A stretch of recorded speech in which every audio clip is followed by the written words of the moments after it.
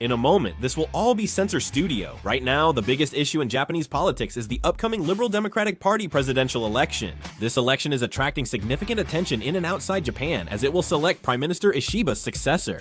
With Japan's parliamentary cabinet system, the Liberal Democratic Party president will become the next prime minister. This election is not only about choosing a party leader, but also about deciding Japan's future political and diplomatic direction.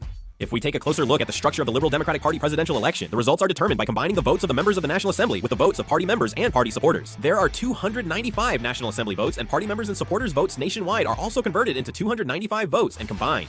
In the end, the candidate who secures a majority of at least 296 out of the total 590 votes is elected. If no candidate wins a majority, the top two advance to a runoff to decide the winner.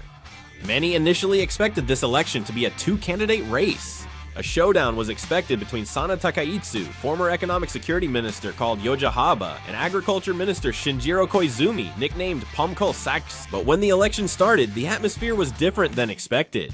In the party member and party supporter vote counted up to one Prime Minister, Sanae Takaitsu, the former Minister of Economic Security, took the lead with 42.1% of the votes.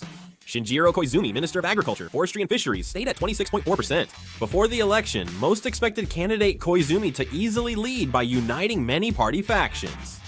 However, during the vote, support shifted sharply to former Minister Takaitsu, surprising both Japanese and international political circles. Let's review the first round results. Former Minister Takaitsu Sanae led with 183 votes.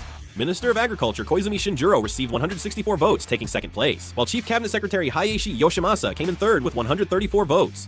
Former Minister Kobayashi Takaitsu got 59 votes, while former Secretary General Motegi Toshimitsu received 49. The runoff election is now a two-way race between former Minister Takaitsu Sanae and Agriculture Minister Koizumi Shinjiro. The runoff outcome will be decided by 295 National Assembly members and 47 local organizations. In the runoff, National Assembly members' votes carry much more weight, so the candidate with more lawmaker support is more likely to become party leader. Essentially, victory depends more on National Assembly members' votes than on party members or supporters.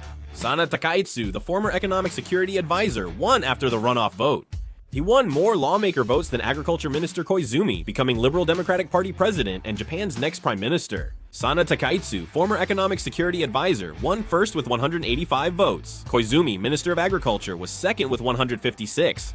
As a result, with Sanae Takaitsu, the former economic security advisor, winning the Liberal Democratic Party presidential election, she is expected to become the first female prime minister in Japan's history. However, since Sanae Takaitsu, the former economic security advisor, is known to be quite conservative, it seems that Korea-Japan relations may change significantly in the future.